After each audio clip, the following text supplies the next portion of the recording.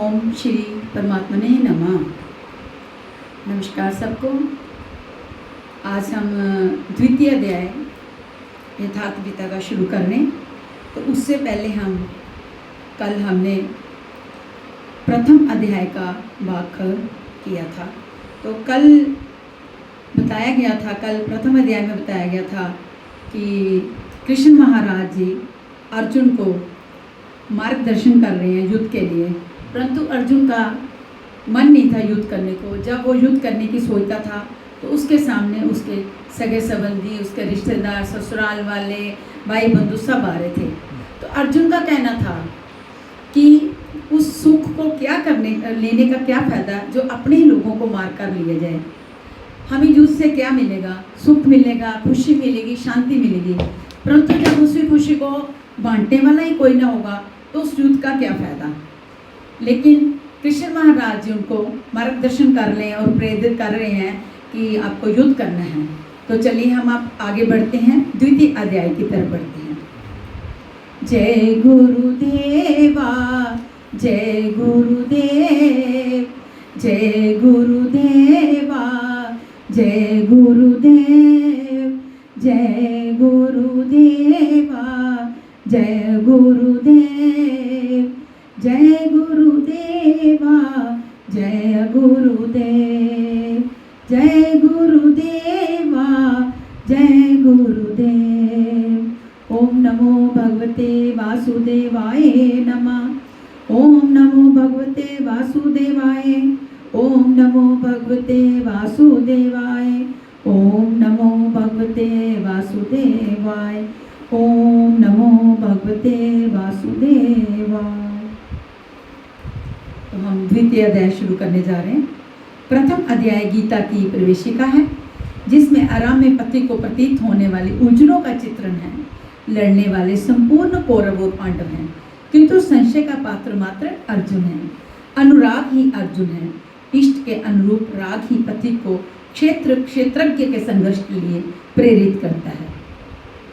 अनुराग आरंभिक स्तर है। पूज्य महाराज जी कहते थे, सदगृहस्थ आश्रम में रहते हुए ग्लानि होने लगे, अश्रुपात होता हो, कंठ अवरुद्ध होता तो समझना कि यहीं से भजन आरंभ हो गया।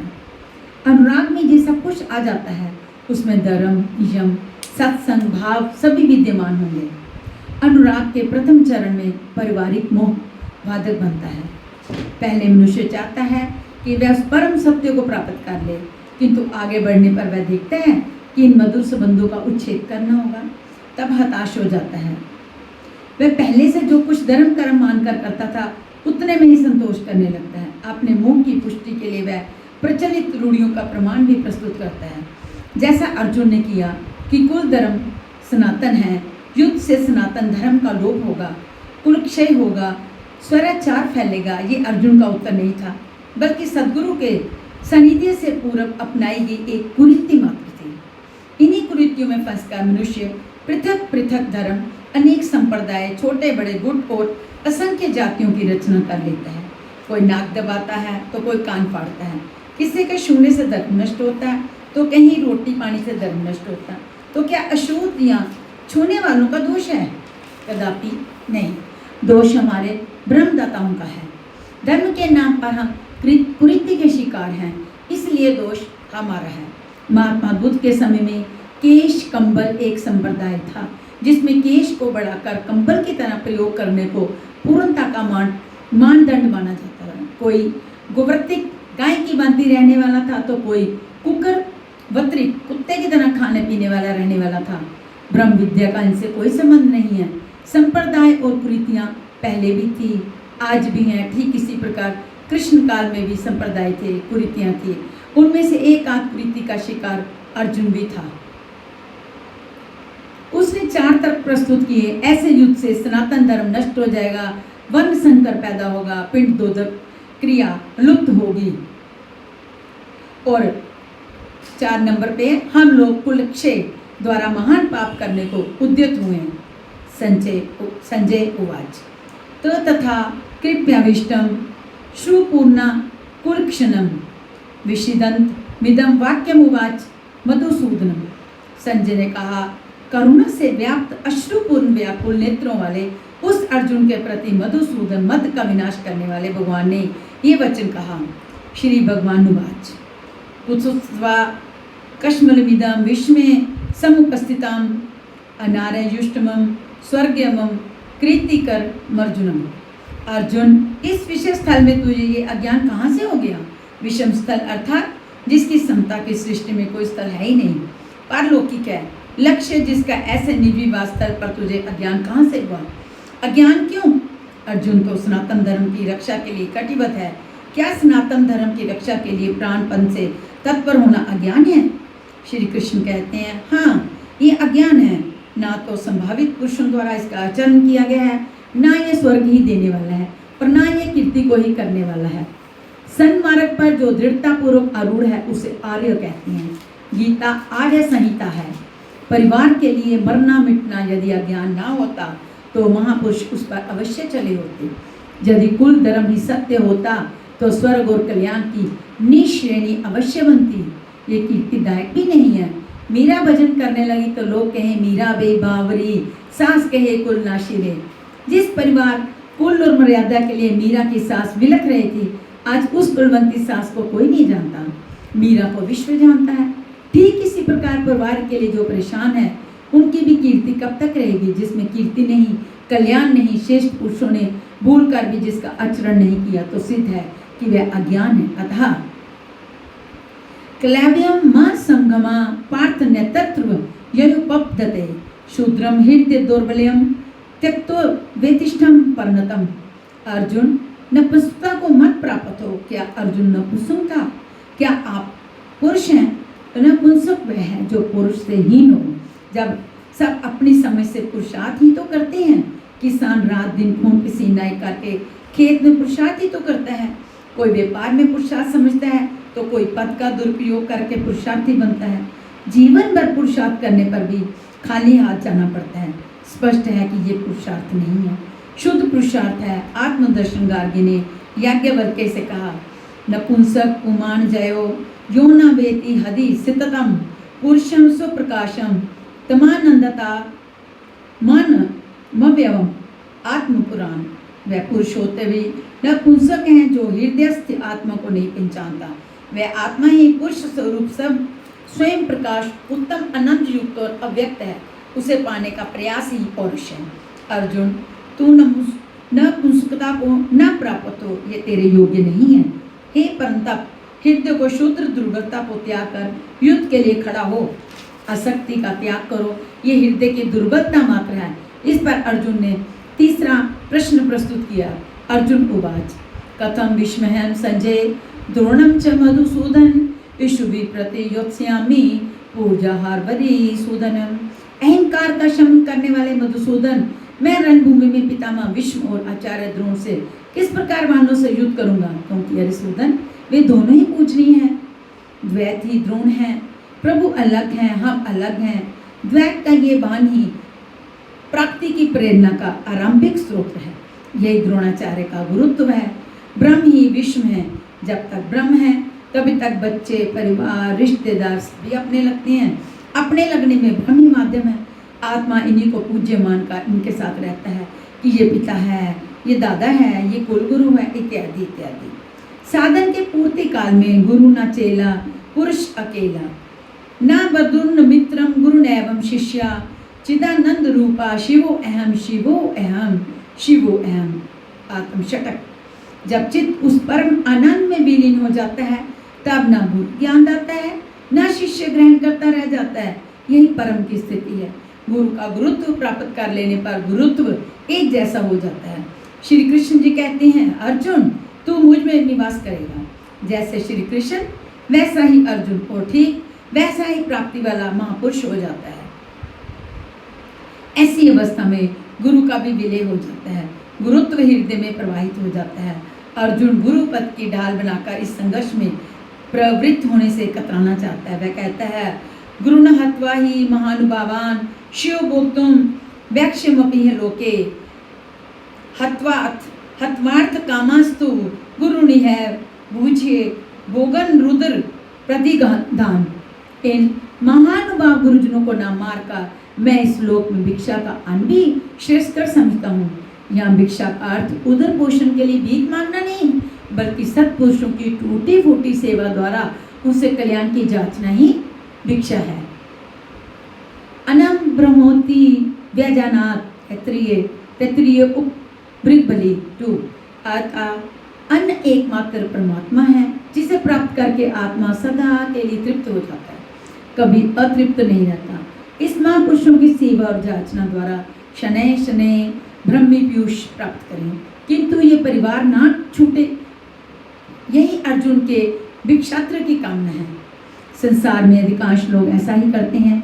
वे चाहते हैं कि परिवार स्नेह संबंध न मारना पड़े और मुक्ति भी शनैः शनैः मिल जाए, किंतु चलने वाले पथिक के लिए जिसके संस्कार इनसे ऊपर हैं, जिसमें संघर्ष की क्षमता है, स्वभाव में श्रेयत्व है, प्रवाहित है, उसके लिए इस भिक्षान का विधान नहीं है।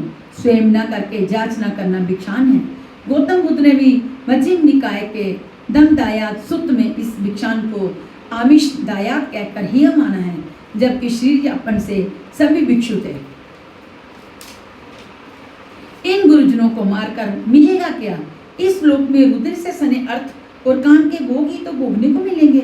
अर्जुन का जाति सोचता था कि भजन से भौतिक सुखों की मात्रा में अभिवृद्धि होगी। इतना संघर्ष झेलने के बाद भी इस शरीर के पोषक अर्थ और काम के भोग ही तो मिलेंगे। वह पुनः तर्क देता है, ना चैत दुधा कतृणो गरिदोरो यदा ययम यदि वानो जययु याने हत्वा ना जिजीविषाम स्ते वस्थिता प्रमुखे धृतराष्ट्र। ये भी निश्चित नहीं है कि ये भोग मिलेगा ही। ये भी हम नहीं जानते कि हमारे लिए क्या करना श्रेयस्कर है, क्योंकि जो कुछ हमने कहा वह अज्ञान प्रमाणित हो गया। ये भी ज्ञात नहीं कि हम जीवेंगे, हम जीतेंगे अथवा वही जीतेंगे जिन्हें मारकर हम जीना भी नहीं चाहते। वे धृतराष्ट्र के पुत्र हमारे सामने खड़े हैं। अब अज्ञान रूप धृतराष्ट्र से उत्पन्न मोह इत्यादि स्वजन समुदाय मिट ही जाएंगे, तब हम जी करके ही क्या करेंगे?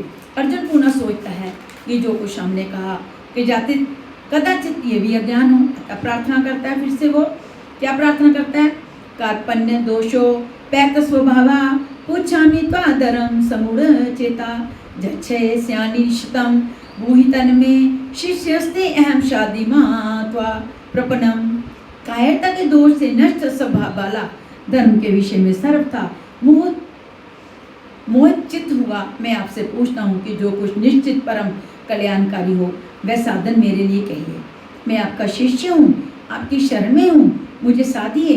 केवल शिक्षा ना दीजिए बल्कि जहाँ लड़खड़ाऊं वहाँ संभालिए। लाद दे लदाए दे और लदाने वाला साथ चले। कदाचित गटर गिर पड़ा तब कौन लदवाएगा? ऐसा ही समर्पण अर्जुन का है, ऐसा ही समर्पण अर्जुन का है। जहाँ अर्जुन ने पूर्ण समर्पण कर दिया, अभी तक वह श्री कृष्ण को अपने स्तर का ही समझता था, अनेक विद्याओं में अपने को कुछ आगे मानता था। यहाँ उसने अपनी बागडोर श्री कृष्ण को वस्तुतः सौंप दी। सदगुरु पूर्ति प्रयत्न हृदय में रहकर साधक के साथ चलते हैं। यदि वे साथ ना रहें तो साधक पार न हो। युवा कन्या के परिवार वाले जिस प्रकार शादी विवाह तक उसको संयम की शिक्षा देते हुए संभाल ले जाते हैं, ठीक इसी प्रकार सदगुरु अपने शिष्य की अंतरात्मा से रथी होकर उसे परप्रीति की घाटियों से निकाल कर पार कर देते हैं। अर्जुन निवेदन करता है कि भगवान एक बात और है, ना ही प्रणश्यामी ममाशनुदु द्याद यशो कमुशो क्षणिमी इंद्रियानाम अवाप्य भूमावस् पत्नमृदम राज्यम सुरानामपि चाधिपत्यम। भूमि पर निष्कंटक धन धान्य संपन्न राज्य को और देवताओं के स्वामीपन इंद्र पद को पाकर भी मैं उस उपाय को नहीं देखता जो मेरी इंद्रियों को सूखने वाला शोक को दूर कर सके। जब शोक बना ही है तो ये सब लेकर ही मैं क्या करूँगा? यदि इतना ही मिलना है तो क्षमा करो। अर्जुन ने सोचा अब इसके आगे बताएंगे भी क्या।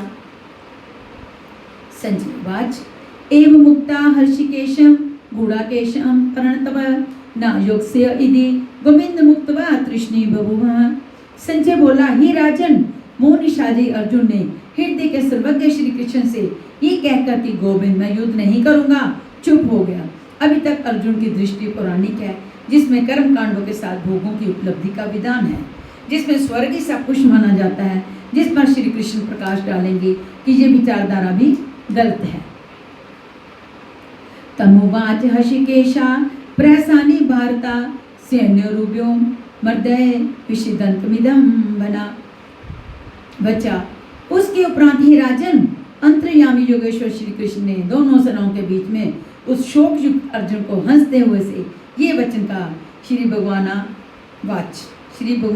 वाच अशोच्यान वशोचसत्वम प्रयागावादश्रम वाचसे गता सुश्रम नानु शोचन्ते पंडिता। अर्जुन, तू ना शोक करने योग्यों के लिए शोक करता है और पंडितों के से वचन कहता है, किंतु बुद्धि संपन्न पंडित जन जिनके प्राण चले गए हैं उनके लिए तथा जिनके प्राण नहीं गए हैं उनके लिए भी शोक नहीं करते, क्योंकि वे भी मर जाएंगे। तो पंडितों जैसी बातें भी करता है, वस्तुतः ज्ञाता है नहीं, क्योंकि न त्वेवाहम जातु नासम न त्वनेमे जन्डिपा न चैव न भविष्याम सर्वे वेमत परम।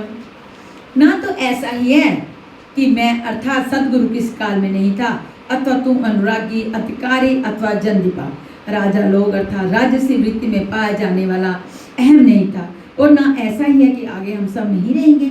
सदगुरु सदैव रहता है, अनुरागी सदैव रहता है। यहाँ योगेश्वर ने योग की अनादिता पर प्रकाश डालते हुए भविष्य में भी उसकी विद्यमानता पर बल दिया। मरने वालों के लिए शोक ना करने के लिए कारण बताते हुए उन्होंने कहा, देहिनो अस्मिन यथा देह कुमारम यौवनम जरा तथा देहांत प्राप्ति धीर सत्र नामुहति। जैसे जीवात्मा की इस देह में कुमार युवा और वृद्ध अवस्था होती है, वैसे ही अन्य शरीरों की प्राप्ति में धीर पुरुष मोहित नहीं होता। कभी आप बालक थे, शने शने युवा हुए, तब आप मर तो नहीं गए, पुनः वृद्ध हुए, पुरुष एक ही है। उसी प्रकार लेश मात्र भी दरार नए देह की प्राप्ति पर नहीं पड़ती। कलेवर का ये परिवर्तन तब तक चलेगा जब तक परिवर्तन से परे की वस्तु नहीं मिलती। मात्रा स्पर्शास्तु कौन्तेय शीतोष्ण सुखुदा खदा आगमा पाइनो अनित्यासतासत सिततिक्षस्व भारत। हे कुंती पुत्र, सुख दुख सर्दी और गर्मी को देने वाले इंद्रियों और विषयों का संयोग तो अनित्य है, क्षण बंधुर है। अतः भरतवंशी अर्जुन, तू इनका त्याग कर। अर्जुन इंद्रिय और विषय के संयोगन ने सुख का स्मरण करके ही विकल था। कुल धर्म, कुल गुरुओं की पूज्यता इत्यादि इंद्रियों के लगाव के अंतर्गत हैं। ये क्षणिक है, झूठे हैं, नाशवान है। विषयों का संयोग न सदैव मिलेगा और न सदैव इंद्रियों में क्षमता रहेगी। अतः अर्जुन, तो इनका त्याग कर, सहन कर। क्यों? क्या हिमालय की लड़ाई थी जो अर्जुन सर्दी सहन करता, अथवा क्या ये रेगिस्तान की लड़ाई है या अर्जुन गर्मी सहन करे? कुरुक्षेत्र जैसा कि लोग बाहर बताते हैं समशीतोष्ण स्थल ही है। कुल 18 दिन तो लड़ाई हुई, इतने में कहाँ जाड़ा गर्मी बीत गई। वस्तुतः सर्दी गर्मी, दुख सुख, मान अपमान को सहन करना एक योग्य पर निर्भर करता है। ये हृदय देश की लड़ाई का चित्रण है, बाहर युद्ध के लिए गीता नहीं कहती। ये क्षेत्रज्ञ का संघर्ष है, जिसमें आसुरी संपत्ति का सर्वथा शमन कर परमात्मा में स्थिति दिलाकर दैवी संपत्ति भी शांत हो जाती है। जब विकार है ही नहीं तो सजातीय प्रवृत्तियां किस पर आक्रमण करें? अतः पूर्णत्व के साथ वे भी शांत हो जाती हैं, इससे पहले नहीं। गीता अंतर्देश की लड़ाई का चित्रण है। इस त्याग से क्या मिलेगा, इससे लाभ क्या है? इस पर श्री कृष्ण कहते हैं, यही ना व्यथ यन्यते पुरुषम पुरुष सर्व समदु खसुखम धीरम सो अमृत वाय कल्पते। क्योंकि हे पुरुष श्रेष्ठ, दुख सुख को समान समझने वाले जिस धीर पुरुष को इंद्रियों और विषयों के संयोग व्यथित नहीं कर पाते, वह मृत्यु से परे अमृत तत्व की प्राप्ति के योग्य हो जाता है। यहाँ श्री कृष्ण ने एक उपलब्धि अमृत की चर्चा की। अर्जुन सोचता था कि युद्ध के परिणाम में स्वर्ग मिलेगा या पृथ्वी, किंतु श्री कृष्ण कहते हैं ना स्वर्ग मिलेगा और ना पृथ्वी मिलेगी, बल्कि अमृत मिलेगा। अमृत, अमृत क्या है? नास्तो विद्यते भावो न भावो विद्यते सता उभयोरपि दृष्टो अंतस्व योसस्व तत्वदर्शी भी। अर्जुन, अस्तु वस्तु का अस्तित्व नहीं है, वह है ही नहीं, उसे रोका नहीं जा सकता और सत्य का तीनों कालों में अभाव नहीं, उसे मिटाया नहीं जा सकता। अर्जुन ने पूछा, क्या भगवान होने के नाते आप कहते हैं? श्री कृष्ण ने बताया, मैं तो कहता ही हूँ। इन दोनों का ये अंतर हमारे साथ साथ तत्व दर्शन द्वारा भी देखा गया। श्री कृष्ण ने वही सत्य दोहराया जो तत्वदर्शियों ने कभी देख लिया था। श्री कृष्ण जी ने वही सत्य दोहराया जो तत्वदर्शियों ने कभी देख लिया था, वो देख चुके थे। श्री कृष्ण भी एक तत्वदर्शी महापुरुष थे। परम तत्व परमात्मा का प्रत्यक्ष दर्शन करके उसमें स्थिति वाले तत्वदर्शी कहलाते हैं। सता और असत है, सत और असत है क्या, इस पर कहते हैं अविनाशी तू तद्विधि ये न सर्वमिदं ततं विनाशमव्य यस सायस न त्राष्टि कर्तो महति। नाश रहित तो वह है जिसमें यह संपूर्ण जगत व्यापक है। इस अव्यय यश से अविनाशी का विनाश करने में कोई समर्थ नहीं, किंतु इस अविनाशी अमृत का नाम क्या है, वह है कौन? अंतवंत इमे देहा नित्य सुयोक्ता शरीरिणम अनाशिनो अप्रेमस्य तस्मा दुव्य स्वे भारत। अविनाशी अप्रमेय नित्य स्वरूप आत्मा के ये सभी शरीर नाशवान कहे गए हैं। इसलिए भरतवंशी अर्जुन तो युद्ध कर, आत्मा ही अमृत है, आत्मा ही अविनाशी है जिसका तीनों काल में नाश नहीं होता। आत्मा ही सत्य है, शरीर नाशवान है, यही असत्य है जिसका तीनों कालों में अस्तित्व नहीं है।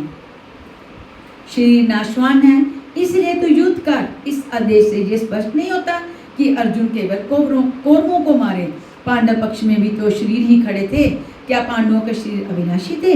यदि शरीर नाशवान है तो श्री कृष्ण किसकी रक्षा में खड़े थे? क्या अर्जुन कोई शरीरधारी था? शरीर जो असत है, जिसका अस्तित्व नहीं है, जिसे रोका नहीं जा सकता, क्या श्री कृष्ण उस शरीर की रक्षा में खड़े हैं? यदि ऐसा है तो वे भी अविवेकी और मूढ़ हैं, क्योंकि आगे श्री कृष्ण स्वयं कहते हैं जो केवल शरीर के लिए पचता है, श्रम करता है, वह अविवेकी और मूढ़ बुद्धि है, वह पापायु पुरुष व्यर्थी जीता है। अंततः अर्जुन कौन था? वस्तुतः अनुराग ही अर्जुन है। अनुरागी के लिए इष्ट सदैव रथी बनकर साथ में रहते हैं, सखा के भांति उसका मार्गदर्शन करते हैं। अब शरीर नहीं है, शरीर तो आवरण है, रहने का मकान है, उसमें रहने वाला अनुराग पूरित आत्मा है। भौतिक युद्ध मारने काटने से शरीरों का अंत नहीं होता। ये शरीर छूटेगा तो आत्मा दूसरा शरीर धारण कर लेगा। इसी संदर्भ में श्री कृष्ण कह चुके हैं कि जिस प्रकार बाल्यकाल से युवा या वृद्धावस्था आती है, उसी प्रकार देहांतर की प्राप्ति होती है। शरीर काटेंगे तो जीवात्मा नया वस्त्र बदलेगा। शरीर संस्कारों के आश्रित है और संस्कार मन पर आधारित है। मन एवं मनुष्याना कारणम बंध मोक्ष। उपनिषद मन का असर था निरोध होना, अचल स्थिर ठहरना, और अंतिम संस्कार का विलय एक ही क्रिया है। संस्कारों की सतह का टूट जाना ही शरीरों का अंत है। इसे तोड़ने के लिए आपको आराधना करनी होगी, जिसे श्री कृष्ण ने कर्म या निष्काम कर्म योग की संज्ञा दी है। श्री कृष्ण ने स्थान स्थान पर अर्जुन को युद्ध की प्रेरणा दी, किंतु एक भी श्लोक ऐसा नहीं है जो भौतिक युद्ध या मारकाट का समर्थन करता हो। ये युद्ध सहजातीय विजातीय प्रवृत्तियों का है, अंतर्देश में है। यह एनम वेति हंतारम यक्षेनम मन्यते हतम उभूतो न विनाजितो विजानितो न ब्रह्मंति न हन्यते। जो इस आत्मा को मारने वाला मानता है तथा जो इस आत्मा को मरा हुआ समझता है, वे दोनों ही आत्मा को नहीं जानते, क्योंकि ये आत्मा न तो मरता है न मारा जाता है। पूर्ण इसी पर बल देते हैं। न जायते म्रियते व कदाचित् नान्य भूत्वा भविता वा न भूया अजो नित्य शाश्वतोऽयं प्राणो न हन्यते हन्यमाने शरीरे। ये आत्मा किसी काल में ना तो जन्मता है और ना मरता है, क्योंकि ये वस्त्र ही तो बदलता है। ना ये आत्मा होकर अन्य कुछ होने वाला है, क्योंकि ये अजन्मा है, नित्य है, शाश्वत और पुरातन है। शरीर के नाश होने पर भी इसका नाश नहीं होता। आत्मा ही सत्य है, आत्मा ही पुरातन है, आत्मा ही शाश्वत और सनातन है। आप कौन है? सनातन धर्म के अनुयायी। सनातन कौन है? आत्मा। आप आत्मा के अनुयायी हैं। आत्मा, परमात्मा और ब्रह्म एक दूसरे के पर्याय हैं। आप कौन है? शाश्वत धर्म के उपासक। शाश्वत कौन है? आत्मा। अर्थात आप आत्मा के उपासक हैं। यदि आप आत्मिक पथ को नहीं जानते तो आपके पास शाश्वत सनातन नाम की कोई वस्तु ही नहीं है। उसके लिए आप आए बढ़ते हैं तो प्रत्याशी अवश्य है, किंतु सनातन धर्म ही नहीं है। सनातन धर्म के नाम पर किसी क्रूरति के शिकार हैं।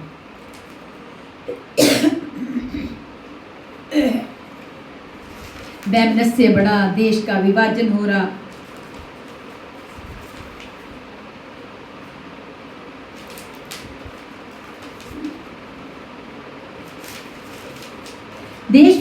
ब्रह्मांड मात्र में आत्मा एक ही जैसा है, इसलिए विश्व में कहीं भी कोई आत्मा की स्थिति दिलाने वाली क्रिया जानता है और उस पर चलने के लिए प्रयत्नशील है, तो वह सनातन धर्मी है, चाहे वह अपने को ईसाई, मुसलमान, यहूदी या कुछ भी क्यों न कह लें। वेदा विनाशिनम नित्यम ज एनम जम व्ययम कथम स पुरुषा पार्थम कथम गात्यायति हंतिकम। पार्थिव शरीर को रथ बनाकर ब्रह्म रूपी लक्ष्य पर अचूक निशाना लगाने वाला पृथा पुत्र अर्जुन, जो पुरुष इस आत्मा को नाश रहित, नित्य, अजन्म और अव्यक्त जानता है, वह पुरुष कैसे किसी को मरवाता है और कैसे किसी को मारता है।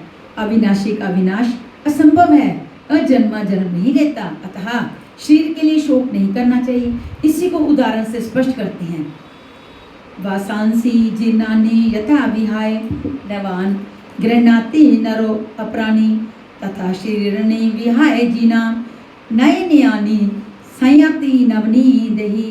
जैसे मनुष्य जीर्णानि वासांसी जीर्ण शीर्ण पूर्ण वस्त्रों को त्याग कर नए वस्त्रों को ग्रहण करता है, ठीक वैसे ही ये जीवात्मा पुराने शरीर को त्याग कर दूसरे नए शरीरों को धारण करता है। जीर्ण होने पर भी नया शरीर धारण करता है। तो शिशु क्यों मर जाते हैं? ये वस्त्र तो और विकसित होना चाहिए। वस्तुतः ये शरीर संस्कारों पर आधारित है। जब संस्कार जीर्ण होते हैं तो शरीर छूट जाता है। यदि संस्कार 2 दिन का है तो दूसरे दिन ही शरीर जीर्ण हो जाएगा। इसके बाद मनुष्य एक श्वास भी अधिक नहीं जीता। संस्कार ही शरीर है। आत्मा संस्कारों के अनुसार नया शरीर धारण कर लेता है। अथ खलु कृतमया पुरुषो यथा कृत रश्मेलो के पुरुषो भवति तथैता प्रेत्य भवति। छांदोग्यो उपनिषदम। अर्थात ये पुरुष निश्चय ही संकल्प में है, इस लोक में पुरुष जैसा निश्चय वाला होता है, वैसा ही यहाँ से मरकर जाने पर होता है। अपने संकल्प से बनाए हुए शरीरों में पुरुष उत्पन्न होता है। इस प्रकार मृत्यु शरीर का परिवर्तन मात्र है, आत्मा नहीं मरता। पुनः इसकी अजरता अमरता पर बल देते हैं। नैनम छिदन्ते शस्त्राणि नैनम दहति पावका न चैनम कलेद्यान्यापो न शोष्यति मारुता। अर्जुन, इस आत्मा को शस्त्रादि नहीं काटते, अग्नि इसे जला नहीं सकती, जल इसे गीला नहीं कर सकता और न वायु इसे सुखा सकता है। अछेदो अयम दाहो यम कलेद्यो शोष्यम एवच नित्या सर्वगता स्थानुरचलो अग्रह सनातना। ये आत्मा अछेद है, इसे छेदा नहीं जा सकता। ये अदा है, इसे जलाया नहीं जा सकता।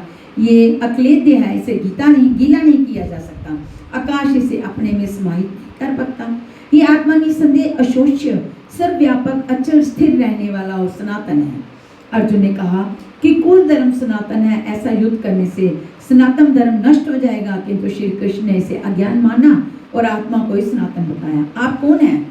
सनातन धर्म के अनुयायी। सनातन कौन है? आत्मा। यदि आप आत्म प्रयत्न दूरी तय कराने वाली विधि विशेष से अवगत नहीं है तो आप सनातन धर्म नहीं जानते। इसका कुपरिणाम सांप्रदायिकता में फंसे धर्मवीर लोगों को भोगना पड़ रहा है। मध्यकालीन भारत में बाहर से आने वाले मुसलमान मात्र 12,000 थे, आज 28 करोड़ है।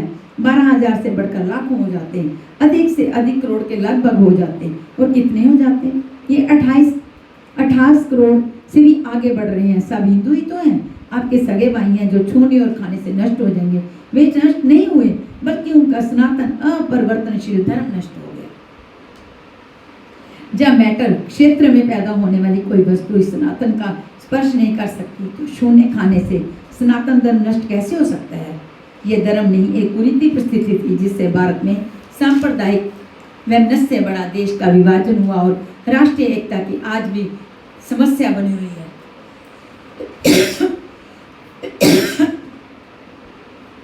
इन कुरीतियों के कथानक इतिहास में भरे पड़े हैं।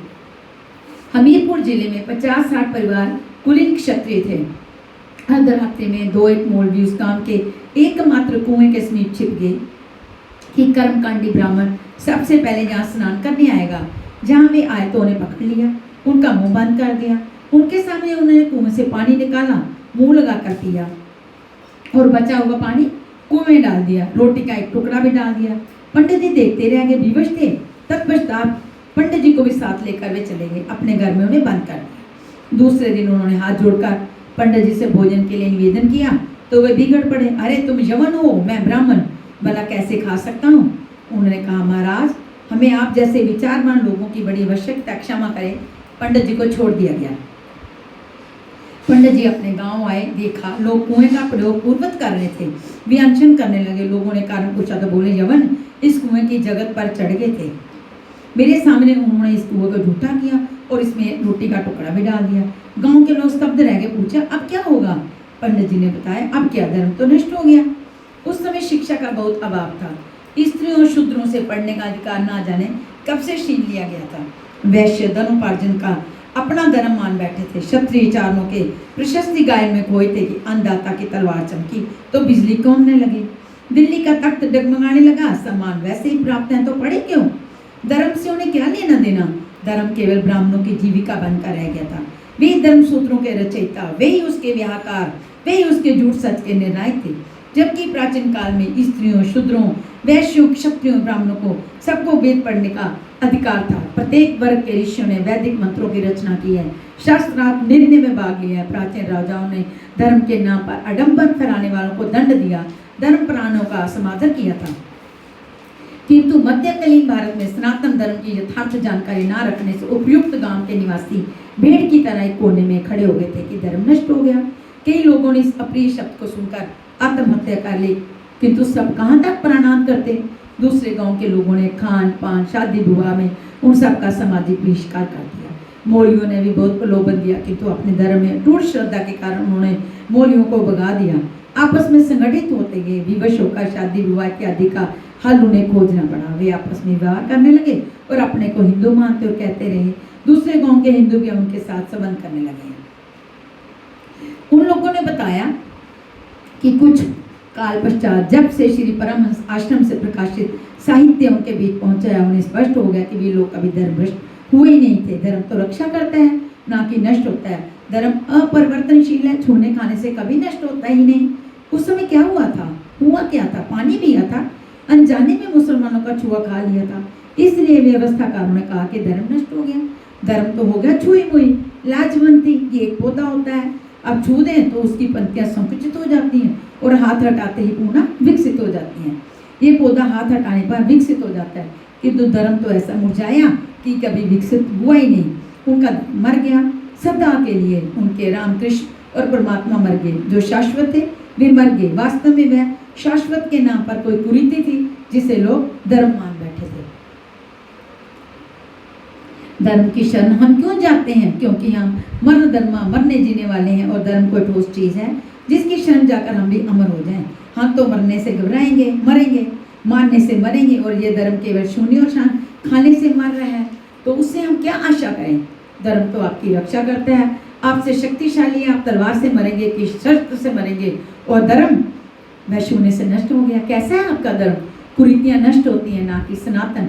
सनातन तो ऐसी ठोस वस्तु है जिसे शस्त्र नहीं काटते, अग्नि जला नहीं सकती, जल इसे गीला नहीं कर सकता। खान पान तो दूर, प्रकृति में उत्पन्न कोई वस्तु उसका स्पर्श भी नहीं कर पाती, तो वह सनातन नष्ट कैसे हो गया? ऐसी ही कतिपय कुरीतियां महाभारत काल में भी थी। उनका शिकार अर्जुन भी था। उसने विलाप करते हुए गिड़गिड़ाकर कहा कि कुल धर्म सनातन है, युद्ध से सनातन धर्म नष्ट हो जाएगा। कुल धर्म नष्ट होने से हम अनंत काल तक नरक में चले जाएंगे। किंतु श्री कृष्ण जी ने कहा, तुझे ये अज्ञान कहाँ से उत्पन्न हो गया? सिद्ध है कि वो एक कुरीति थी, तभी तो श्री कृष्ण ने उसका निराकरण किया और बताया कि आत्मा ही सनातन है। यदि आप आत्मिक पथ नहीं जानते तो सनातन धर्म में आपका अभी तक प्रवेश नहीं हुआ है। अब ये सनातन शाश्वत आत्मा सबके अंदर व्याप्त है, तो खोजा किसे जाए? इस पर श्री कृष्ण क्या कहते हैं? अव्यक्त्यो यम चिंताओ अयम विकारो अयम उच्यते तस्मदेवं विदितवेन न शोचितो मर्हसि।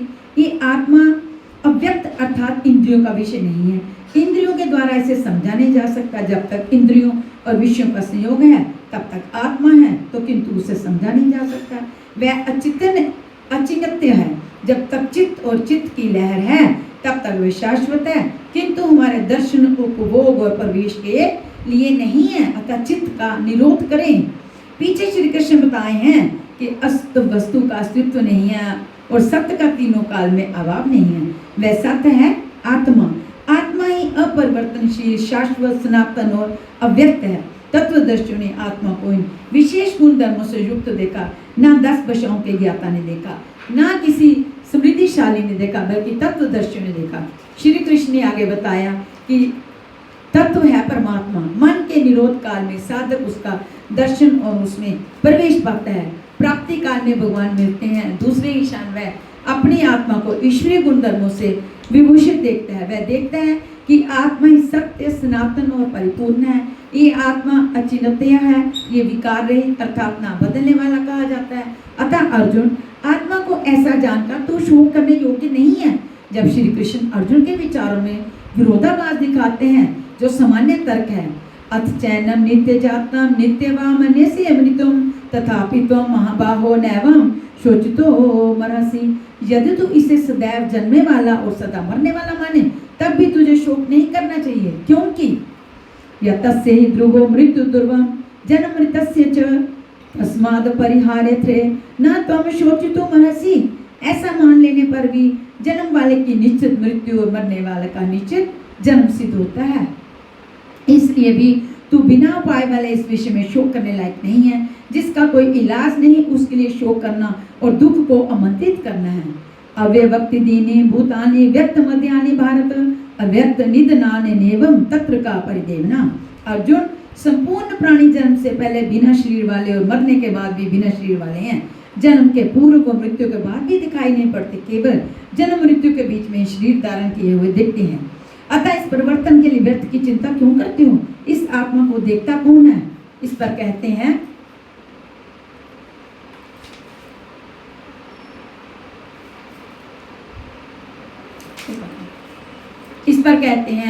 ऐश्वर्यवत् पश्यति कचिदेन मर्ष्यवद् दति तथैव चान्य आचार्य वचे मन्या शृणुति श्रुत्वा पयन वेद न चैव कचित। पहले श्री कृष्ण ने कहा था इस आत्मा को तत्वदर्शी ने देखा है। अब तत्वदर्शन की दुर्बलता पर प्रकाश डालते हैं कि कोई बिरला पुरुष ही इस आत्मा को आश्चर्य की तरह देखता है, सुनता नहीं, प्रत्यक्ष देखता है, और जिसने देखा है वही यथार्थ कह सकता है। दूसरा कोई बिरला साधक इससे आश्चर्य की बातें सुनता है। सब सुनते भी नहीं, क्योंकि ये अधिकारी के लिए ही है। हे अर्जुन, कोई कोई तो सुनकर भी इस आत्मा को नहीं जान पाते, क्योंकि साधन पार नहीं लगता। आप लाख ज्ञान की बातें सुने समझे, बाल की खाल निकाल कर समझे, ललायत भी रहे किंतु मोह बड़ा प्रबल है। थोड़ी देर बाद ही आप अपनी संसारिक व्यवस्थाओं में लिप्त मिलेंगे। चलिए अब हम विराम देते हैं, बाकी का हिस्सा जो हम कल सुनाएंगे। ओम नमो भगवते वासुदेवाय नमः। ओम नमो भगवते वासुदेवाय। ओम नमो भगवते वासुदेवाय। ओम नमो भगवते वासुदेवाय। ओम नमो भगवते वासुदेवाय।